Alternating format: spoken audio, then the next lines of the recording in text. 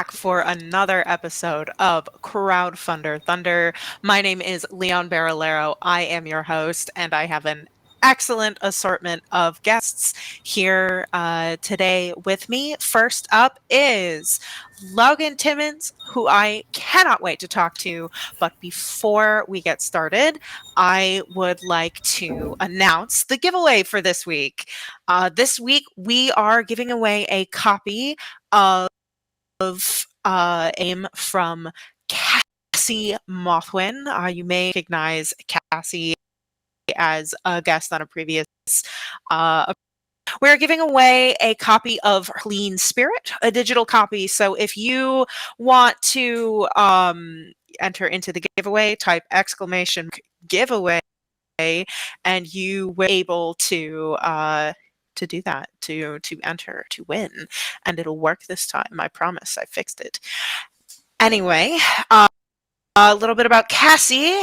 Cassie Mothman is a RPG designer and illustrator. Her games seek to deliver more than you expect in rewarding and thoughtful ways. Learn more about her projects at cassiemothwin.com. Right. So, Logan, how are you doing today? I'm pretty well, thanks, Leon. I'm excited to be here and to get to chat to you a bit more after, bumping into each other in the Twitter sphere. Absolutely. I'm so excited for this, and I'm very, very excited to be talking to you. But for those in chat who don't know who you are, how about giving us a little introduction to you, your project, where we can find you? Sure. So I'm Logan, he, him pronouns. I'm queer, trans, Aussie, indie, tabletop role-playing game designer. I won an award once. That was cool. And thank you. Yeah, I make games that are all about self-reflection and connection to place and people. And so the project that I'm running with this time around for Zine Month, the S.A.D Zines Volume 2. And S.A.D stands for Small and Delightful, because they're tiny little 8-page zines that are also kind of lyric games, and again, really concentrated on self-reflection and connection. That's me. Absolutely fantastic. When I first saw the title, I was a little like sad scenes. I was actually, for me, SAD stands for seasonal affective disorder. And then I clicked in. I was like, I wonder what this is about. And I started watching the video, and the video on your campaign page is just so delightful. It was such a fun surprise, like a very happy, reversal of my expectations. And Thank you. I want to ask a little bit more about something you mentioned, which you said that your SAD zines are lyric games. Could you explain more about what a lyric game is? I'll try to do quickly because that could take the whole rest of the show. First, I want to thank you for saying such kind words about the video. First time I've ever made a video for a crowdfunding campaign, so thank you. But yeah, lyric games. What are lyric games? Every designer you ask, you'll get a different answer. So here's mine. Lyric games are games that kind of often push the border of what a tabletop role-playing game can be, and that's often in the form of being like poetry, or games that you can't exactly play, or games that require a very specific set of circumstances, so that often the act of reading and imagining what might happen if you were to play is a form of play. And another element that I've seen in a lot of lyric games that really intrigues me is that often people are encouraged to play as themselves rather than make a character, and so it can make for a really personal play experience. I really like that. I've never, I've loved that you said that every designer has a different definition for what a lyric game is, but I've never heard that sort of observation that they can be so personal because most people will play as themselves instead of a character. That's going to steal that answer with credit. Go for it. I mean, it's not mine. It's floating around all over the place. So that's fair. Yeah, no, I love that. So I want to pull up actually your campaign a little bit. I want to pull up all of it actually. So let's jump in and take a look at the S.A.D Zines campaign, which, by the way, folks in chat, 3 days left at the time of this stream. So if you have been meaning to back this, or if there is something that you hear today that you like, then get in there and get back. But I definitely want to ask, first of all, congratulations on funding, but something that I like to ask a lot of our guests is, why crowdfunding this particular process?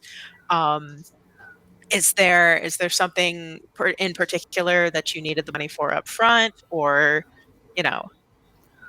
Yeah, so the crowdfunding money, almost all of it is going towards being able to print a bunch of the zines, getting, nice old stack of copies. Then I'll have a bit of a cutting and folding party and send them all out. But yeah, making sure that they're printed. This time around, we're printing on, a bit thicker 100 GSM paper, and it's all going to be recycled stock as well, which I'm excited about. I love that, and I love your pictures here of this is volume 2, correct? So I see here that you can add on the volume 1 of your physical zines. And what? Yeah, limited copies though. I've sold a bunch of them, so that's a limited. The physical copies of volume 1 are limited. All right, yeah. So get on that one, chat, because they are. And do we have? Yeah, you can see it right there. I love this crowdfunding feature of, like, we know how many there are left. So 19 luck can get the rest of those.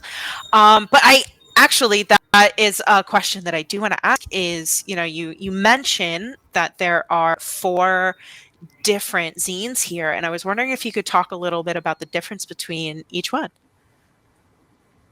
Sure, yeah. So each volume of S.A.D Zine so far has 4 editions, just because it's a nice number, right?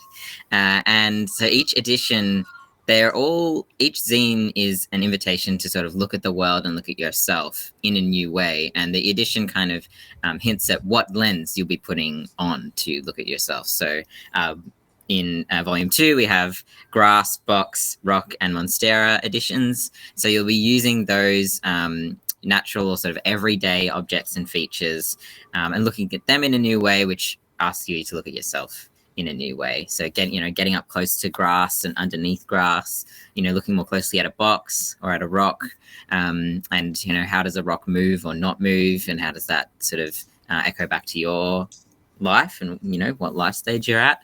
And yeah, monstera is a particularly special one because I got a monstera as a gift. I think it was my birthday last year. Is that right? No, got to be a year before that, actually, now, because we're in 2023. And it's been, that monstera has become really important to me in a way that I wasn't expecting. The plant dad kind of title, and just watching this monstera grow and grow new leaves and taking care of it has been it's been a bit of a journey for me. So the monstera edition was the last one that I wrote, and it was the trickiest one to write as well. That's so cool. Yeah, I have a he looks off camera to the single succulent that he's been able to keep alive longer than 6 months. I have a bit of a relationship with plants, so that sounds. But I'm totally fascinated by that relationship. Of watching something grow over time in slow motion. That's such a wonderful thing to try and ask people to slow down and take stock of. What so it seems like these games in particular are based on experiences that you've had, especially with the Monstera. But what was your inspiration for making the series of zines in the first place? Yeah, how did it started with issue 1 of volume 1. It's the flower zine, and it started with me and my partner. I think we just woke up one day. We had a Saturday together with no plans, and we're like, we could do anything today. What could we do? And I don't know how we came to it, but like, what if we made pretty zines? and we both sat down and wrote a zine about flowers, both kind of lyric games about relating to a flower, and sort of the small magic and whimsy that a flower can hold. And I really enjoyed that, and it just kind of got my creative brain, ideating. And so I was like, oh yes, I could do this. So much magic out there, and especially as I've been going more and more on a sort of nature connection exploration and being more connected to my place, and like knowing what the plants are and what the birds are and understanding their bird calls and that kind of thing. I was like, oh yeah, this, it can go much further than just a flower. And so I made 4 issues for volume 1, and crowdfunded that as part of Side Quest in 2021, which was in November. Got lots of lovely feedback from that and really enjoyed it myself. And so I was like, I'm going to do a volume 2. And here we are. Excellent. Yeah, I just want everyone in chat to know that before we went live, our producer asked Logan, like, is that birds that I hear coming from your mic? And Logan just like without missing a beat was like, oh yeah, that's and then like named the birds. So I just think I think it is. I could have been wrong. No, I believe you. I don't know anything about birds. So come on, Logan. This is stage magic. Like, pretend you know what you're talking. No, you know what you're talking about. So yeah, I guess. So Monstera is your favorite, and I love that story. But I guess my question would be, if you've played any of your games, do you have a favorite moment from when you've used your own sad scenes? It's interesting, that question, because often the way that I come to an idea, it's been especially true of volume 2, is that I'll have an experience and then want to share it through a sad scene or through some other game. So yeah, it's like the grass scene. I had an experience lying on the front yard of the previous house that I lived in, and I'd like finished my work for the day and the sun was still out, and I just sort of lay there on the grass and just had a really nice time. And then I like rolled onto my front and I was looking at it was really like spongy and soft grass, but I could see like underneath it was actually taller than I thought it was. Like I was lying on it and I felt like I was flat on the ground, but actually, it's like a little forest. And I was, looking underneath, and that led me to the grass edition. And then box edition, I was moving house, and so I had a bunch of cardboard boxes, and I started thinking about, I'd gotten these boxes secondhand from other people or from grocers and that kind of thing. What kind of journey has this box been on, and so on and so forth. So often it kind of happens in reverse. I like play the zine and then make the zine. But yeah, I think to answer the question, which has been my favorite moment, I think it's been with the Monstera and my ongoing relationship with that plant. And there was a particularly, part of why I think it was difficult to write that zine was because I had the idea and I'd started it, and then I went away for a couple of days, and my Monstera actually suffered a lot of cold damage, and I had to prune all but one of the leaves. They all sustained really, bad damage. And that was really difficult for me, more than I was expecting. Like I was a lot more emotionally attached. And now it's, that was some time ago now, and now it's got more leaves than it had when I had to prune it. So she's bounced back, and which is really amazing. So yeah, I think Monstera the Monstera edition kind of speaks to my overall relationship with that plant, and particularly that difficulty, that struggle, but then the renewal afterwards. Absolutely. I'm so happy to hear that she's doing well. I have to ask, does your Monstera have a name? No, but each leaf has a name. So wow. Okay. All right. I named each because they're all different, and I guess I maybe didn't fully appreciate that looking at Monsteras that I've seen in shops and at other people's houses. But each leaf is a different size, different shape, has a different number of fenestrations or holes on on different sides. Like, yeah, so each leaf has a name, but not the collective, I guess. That's so cool. And I think, something that I really want to highlight here is, one thing that I or how I would define a lyric game, you'll get my definition now, is it is, in my opinion, a window into the designer's thought process. I think all game design is, but in particular, lyric games are less about designer trying to model an action, which a lot of game design is just modeling actions, and more a game designer modeling a thought process and like getting to talk with you here and getting to sort of see the things that you focus on and that you notice, and the things that in your calling on other people to focus on and notice is just, it's small and delightful is what it is. Thanks, So, Leon. yeah, of course. I do want to talk a little bit about the crowdfunding process, because you said that you crowdfunded the first run as part of side quests. But I wanted to know if there was anything about maybe this process in particular that was different, or that you learned something valuable that folks in chat might want to glean from your experiences. Yeah, sure. I think what encouraged me to crowdfund Volume 2 was, yeah, the positive feedback that I received from Volume 1. And what I really enjoyed about side quests with Volume 1 was the real like community focus. And there was a lot of with side quest people. Yeah, we had a side quest website where you could see all of the projects that particularly weren't on Kickstarter that time around, which was kind of a bit of a bigger deal back then, but we're having, more platforms in future, which is great.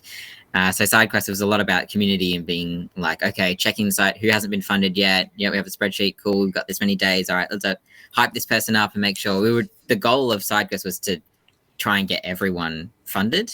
Yeah. And I think we either did it or got like only one or two projects that didn't. So that was really awesome. That, being really part of community. And so Zine Month, yeah, that's what I was part of what I was hoping for Zine Month this year. And it's been really great to see a lot more sort of community efforts. We've got Tabletop Nonstop on Crowdfundr, which was, new for me using Crowdfundr. And getting across all those tools, very easy to use, I found. Nice. And Somebody really clip enjoyed. that. Just put it on repeat.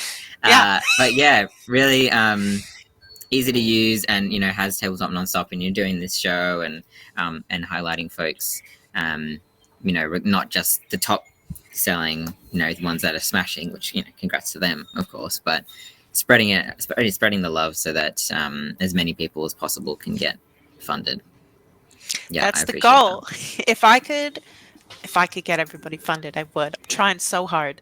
But I'm very, very You're doing great. happy. Thank you. Thank you. I'm so, so happy that sad scenes are funded, and I'm very, very excited to tell chat that they should pop in and contribute some more.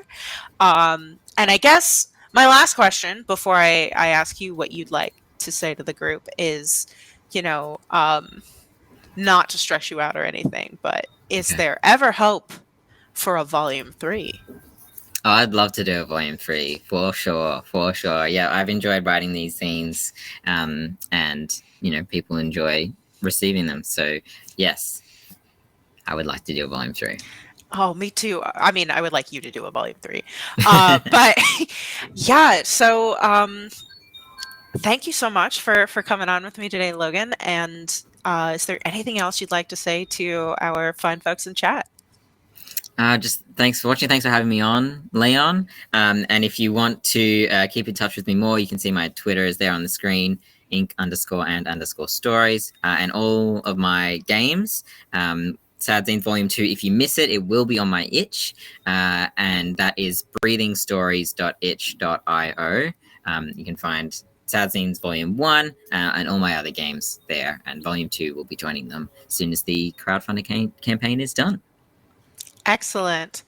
All right. Thank you so much, Logan. Chat, stick around. We've got some more amazing guests coming up very soon.